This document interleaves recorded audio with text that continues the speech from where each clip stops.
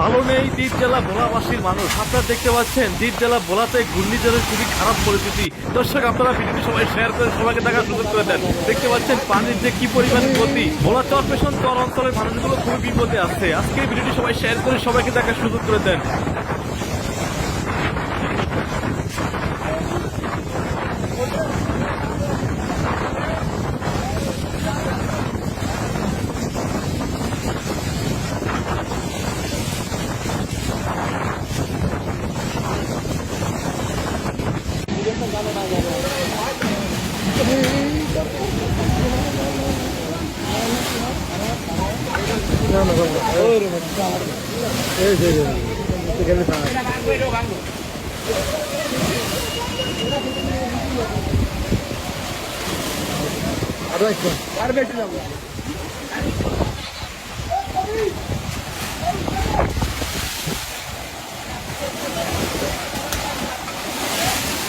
পেটুয়া launch ঘাটের এই অবস্থা।